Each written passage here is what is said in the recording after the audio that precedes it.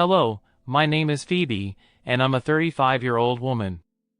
Today, I want to tell you about one of the worst moments of my life that ended up bringing about a positive change in my life, but through the most painful way.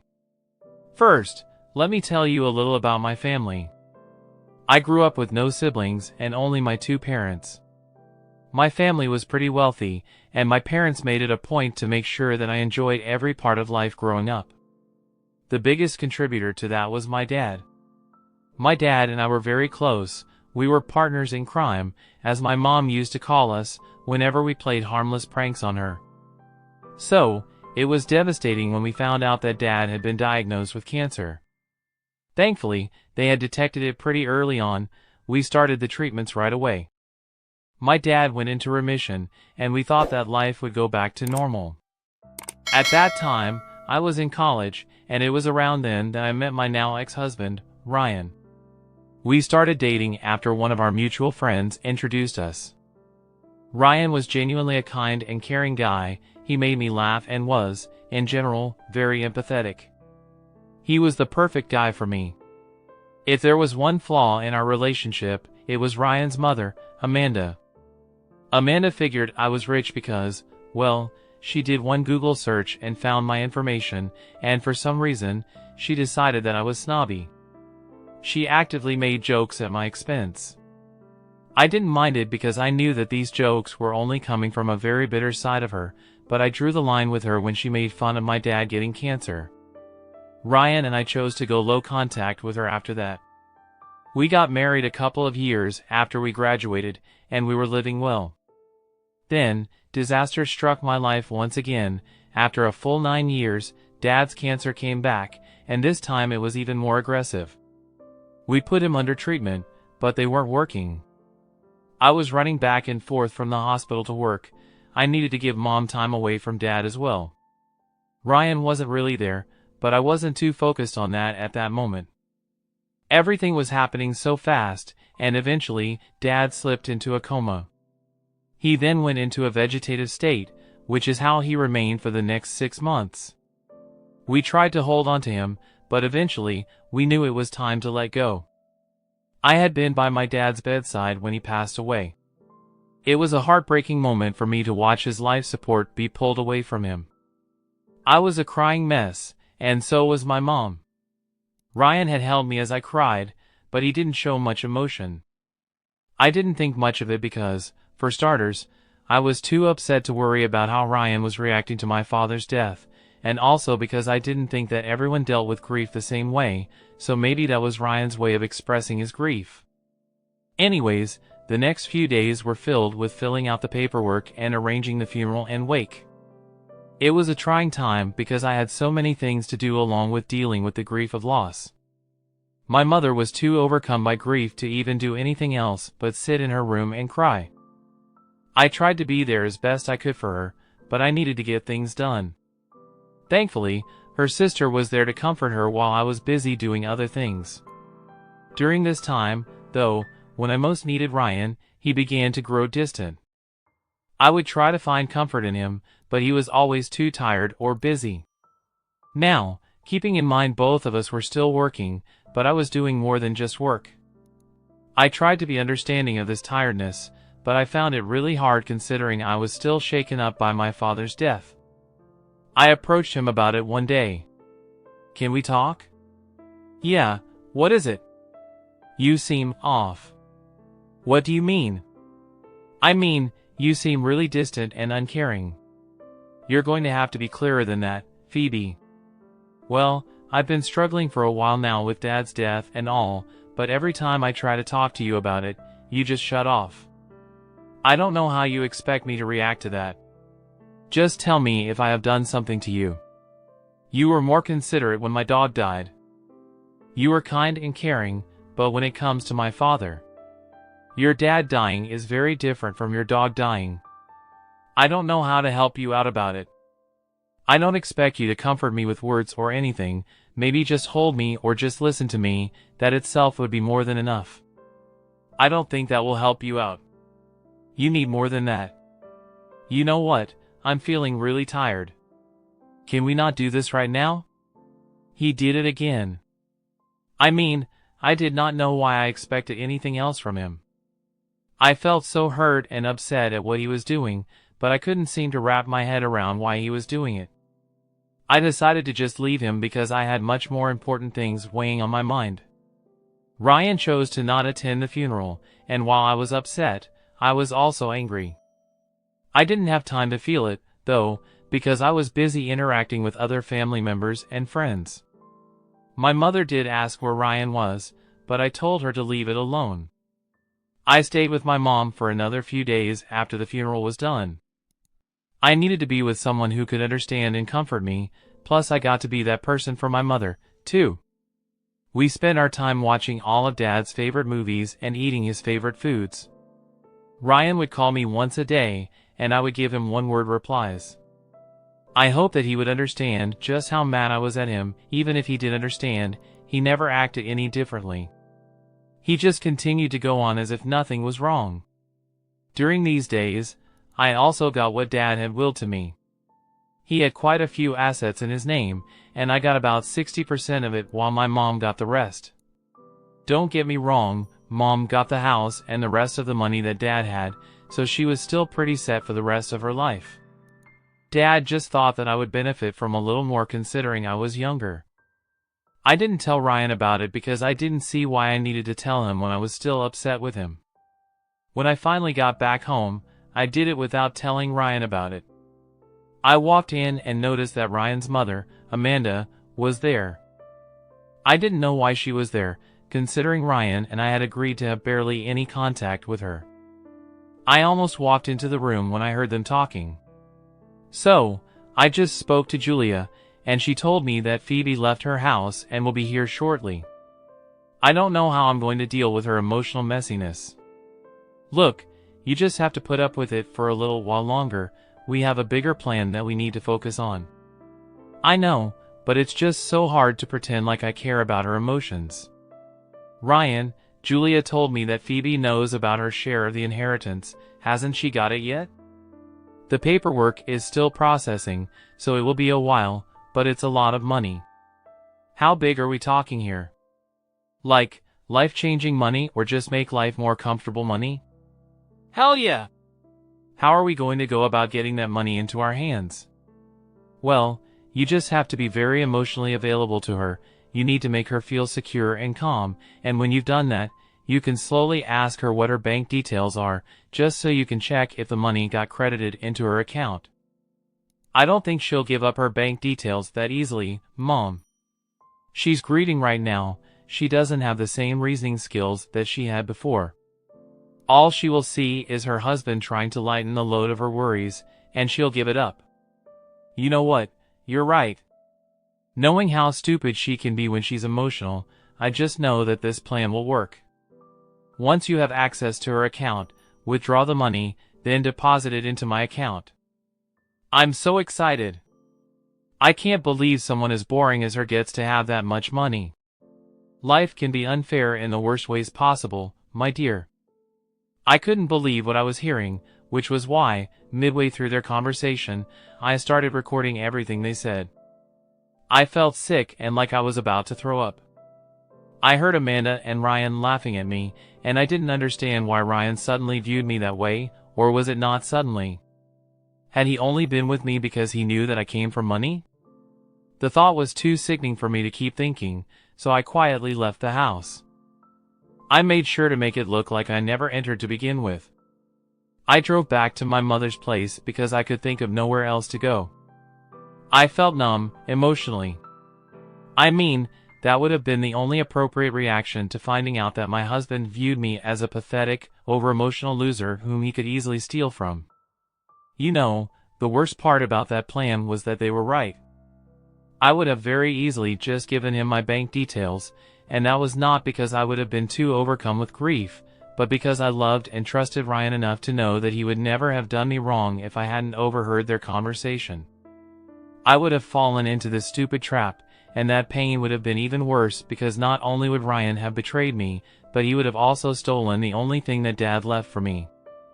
I wanted to feel angry, but at that point, I was so used to the anger that I had been keeping inside against Ryan that it didn't seem to make a difference when I reached my mother's place. She walked over to me with concern. "Honey, where'd you go?" "Nowhere. I just got off the phone with Amanda." "Why were you talking to Amanda?" "She called me a while ago, too, to ask when you were coming back home, and she got worried when you took so long to get back." I almost flew into a panic, too. "Are you okay? Why did Amanda call you about me going back home and not Ryan?" "You know, I did think that was odd, but at the same time, even though you haven't told me anything, I know that there's something happening between the both of you that has been going on for a while. I haven't pried because I hope you'd come and talk to me about it." "Yeah, well, Ryan had been acting very weird with me ever since Dad died." "Oh, weird how?" "I don't really know how to describe it without seeming childish, but he was very distant and cold, like he wouldn't comfort me when he saw me cry. Instead, he just leaves the room whenever I tried to talk to him. He was always conveniently tired and didn't want to talk." "Oh, honey, that's horrible." "Sure, but I know that he behaved that way because he thinks of me as an over-emotional loser." "Phoebe, how can you say that? Ryan's your husband, he can't possibly think of you in that way. Maybe you should talk to. I don't want to talk to him." "Honey, you can't be stubborn about this. If you are, you'll ruin your marriage." "No, I don't need to talk to him about anything because he's the one that ruined our marriage." "Huh? What do you mean?" I played the recording back to my mother and watched as her face turned from confusion to pure horror and disgust. She asked me if the recording was real, and I explained how I had reached back home just after she got off the call with Amanda. I happened to hear them speak, and I recorded it because I couldn't believe my ears. My mother was understandably furious. She gave me the biggest hug and tried her best to make me feel better, but I was so emotionally drained that I couldn't reciprocate any of her emotions or even appreciate her actions. I just asked her if I could crash for the day, and if we could deal with everything the next day, and she assured me that we could. The next morning, I woke up to a flurry of texts from Ryan asking me where I was. I didn't want to reply to him, but I knew that I couldn't let him know that I found out about his plans. I asked my mom if she had told Ryan or Amanda anything about me being with her, and she told me that she had gone to sleep right after me. So, I quickly texted Ryan that I was back at my mother's place because she ended up not feeling too well last night, and I turned around and went back to her. After that, Mom and I ate breakfast in silence. Thankfully, it was the weekend, which meant that we could laze around in bed all day. Mom went out to buy some groceries, which were chocolates, ice cream, cookies, and everything else that heartbreak requires. We lounged in bed all day and rewatched Dad's favorite movies for the 6th time. As evening drew nearer, my mom was losing her patience with me. I could see it in the way that her legs began to bounce, and the fact that she was quite literally biting her nails. I knew that she wanted to talk about how I could deal with my situation, and if I was being honest, so did I. So, I paused the movie and turned to her. "All right, stop biting your nails. Let's talk about what happened last night." Finally! I had some thoughts, but first, I needed to know how you feel." "Well, I don't feel great. It hurts to think that the man I loved didn't love me back the same way." "Do you think that he never loved you, or that this was a recent shift?" "Gosh, I hope it was a recent shift. I can't imagine him having stayed for years just because he wanted my money. We went through way too much for that." "And who do you think is to blame for the sudden shift, then?" "Obviously, his mother. I don't know why, but that woman has a thing against me from the start. We were supposed to have no contact with her, but then... Well, what do you think is the best course of action to take here?" "If I'm being completely honest, I really don't know. A part of me wants to confront him, but another part wants to just not." "Okay, well, what if you don't confront him but instead play along with his and Amanda's little scheme?" "You mean like trick them into believing that their plan is working?" "Yes, and what you can do is also record everything they say and do. I say you should bug the entire house with cameras and microphones. Nothing either of them do or say can get away from you. But what do I do with all that? Oh, honey, you leave him. You deserve someone who's at least 1,000,000 times better than him. You're right. I'll do that. With that, we decided to put our plan into motion. The first thing we did the next morning was go to our local Home Depot and buy the hidden cameras.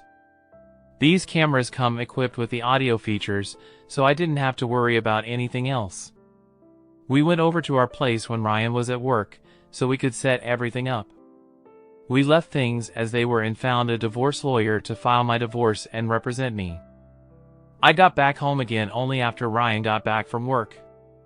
He seemed surprised to see me, but I just told him that my mother was feeling all better, so I came back home. To Mom, Ryan had a sudden change in character. Suddenly, he was patiently waiting to hear me talk about my feelings. I only felt anger towards him for doing that. I knew that the change was only because he wanted to steal from me. However, I kept my cool and played my part, although instead of pouring my heart out to him, I made sure to tell him that I was just too tired and drained to think of anything. This went on for a week, and Ryan was very affectionate and caring. He made me all my favorite foods every day and even took on all the chores. I wish that all of that was genuine, especially because when he did those things for me, sometimes I would look into his eyes, and I couldn't understand how a man so cruel could be so nice. I would not see any hatred or annoyance in his eyes, and that only made me more bitter. Finally, he asked me for my bank details one night. "Hey, darling, how are you feeling? I really don't want to talk about it.